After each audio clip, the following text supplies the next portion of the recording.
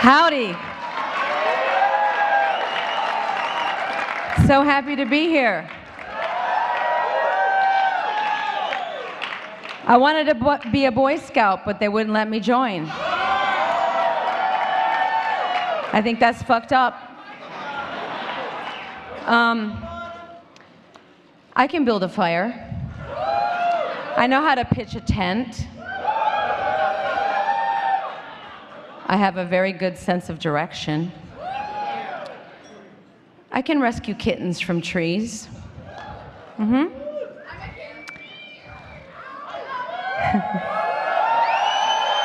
Listen, I want to do good for the community. And most importantly, I know how to scout for boys. So I think that I should be allowed to be a Boy Scout. And I think they should change their stupid rules. Don't you? Yeah? You guys don't sound excited enough. Don't you think they should change their rules? Okay, good. All right, so you may sit down. Please relax. I have a few axes to grind.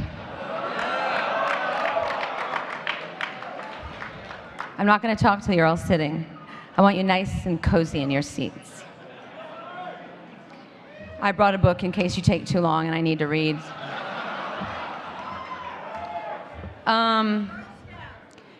Well, I was a Girl Scout, but I got kicked out. And you want to know why? Because my skirt was too short and I never sold enough cookies. I ate the cookies. Those peanut butter patties are good. Anyway, we already talked about that. Let's get serious for a moment. You just watched a clip from my recent tour that I went on this. Maybe you saw it live. Maybe a few of you here saw it live. I thought it was pertinent to show tonight because for me it illustrates that things like bigotry, homophobia, hate crimes, bullying, and any form of discrimination always seems to be a manifestation of fear of the unknown, right? Most people are not comfortable with things or people that they perceive as different from themselves. And I would wager that if we just took the time to get to know one another, did our own investigation, looked beneath the surface of things, that we would find that we are not so different after all. We are also under the illusion that with the wonder of technologies at our fingertips, that the world is coming closer together, that people are becoming more familiar with one another, that the distance between one human and another is being diminished. Now, on the one hand, that is true. But on the other hand, it is not true. I believe the opposite is taking place. Because a picture doesn't tell 1,000 stories. A picture tells a version of 1,000 stories. And this supposed intimacy that we think we are gaining is false. It is unearned. It is a trick. I created this video piece in my show because I wanted to bring awareness and attention to the fact that we don't really take the time to get to know one another, and we need to.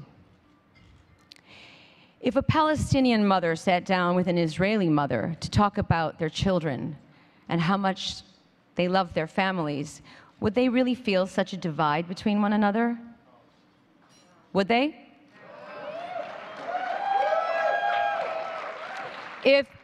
If President Putin sat in a room with Pussy Riot,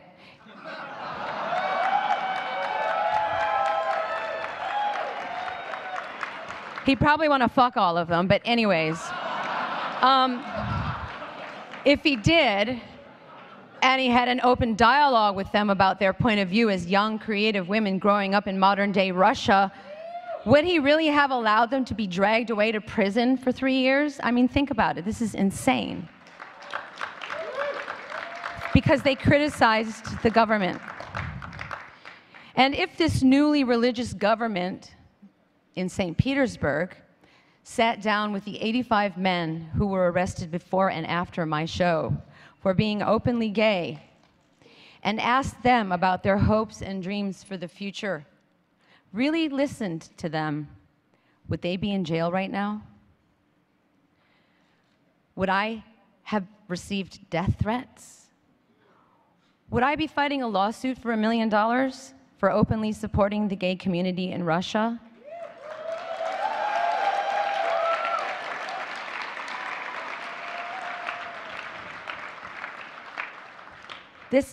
I'm not tooting my own horn here. This is, you have to try and comprehend this because it's so absurd. All in the name of God. What did Jesus teach? It's in all the holy books. Love thy neighbor as thyself.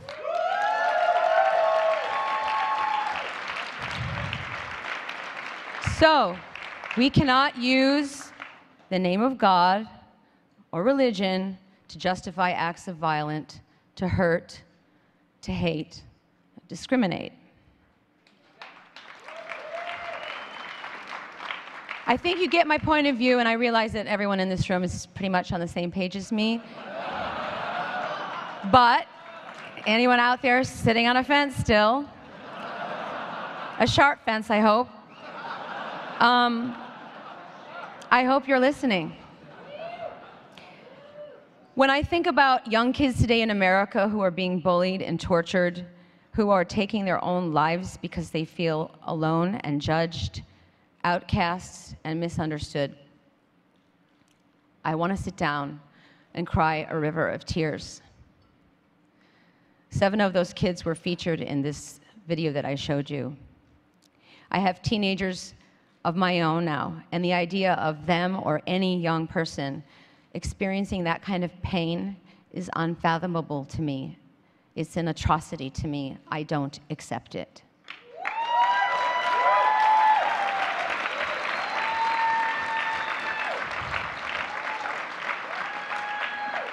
And it's no different than a white supremacist hanging a black man from a tree before the civil rights movement, okay?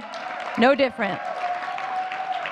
It's no different than a member of the Taliban shooting a young girl in the head for writing a blog about the importance of female education.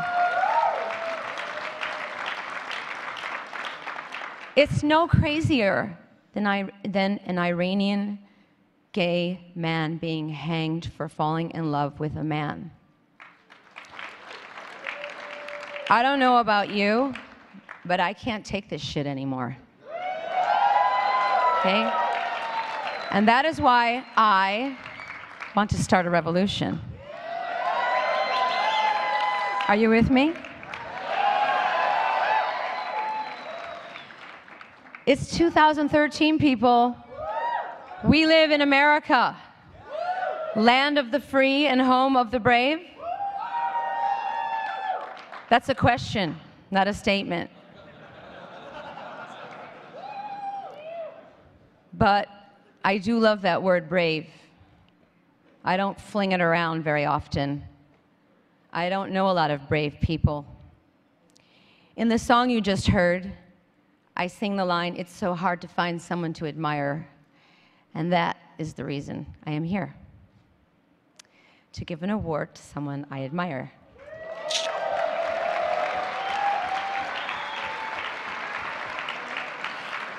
To acknowledge someone who is brave, someone who has made a difference in the world by promoting equality and giving a voice to the LGBT community. I am here to honor you, Anderson Cooper.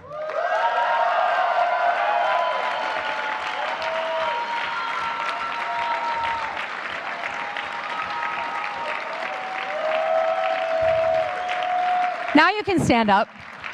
Now you can stand up. Stand up, stand up. This is the moment. Because,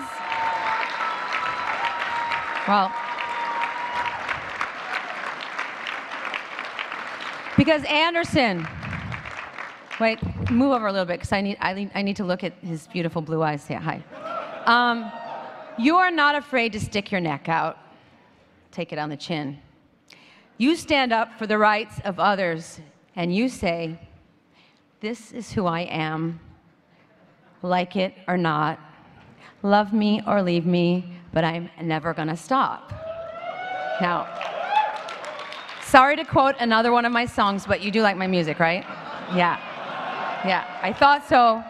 I did see you in the front row at Yankee Stadium, and the Stade de France, and Madison Square Garden. No, we don't have to talk about that right now. Okay, Anderson, you're intelligent. You're gorgeous. You look great in a suit. Shh, don't talk. This is the important, this is the blowing smoke up the ass part. I wrote this, though. Nobody wrote my copy, okay? No one can write my copy. Okay.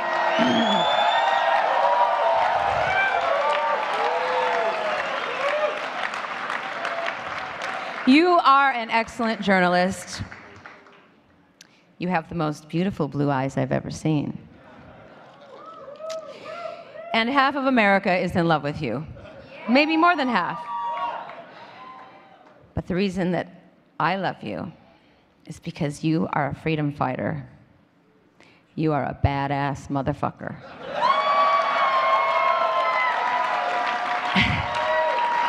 And you are brave.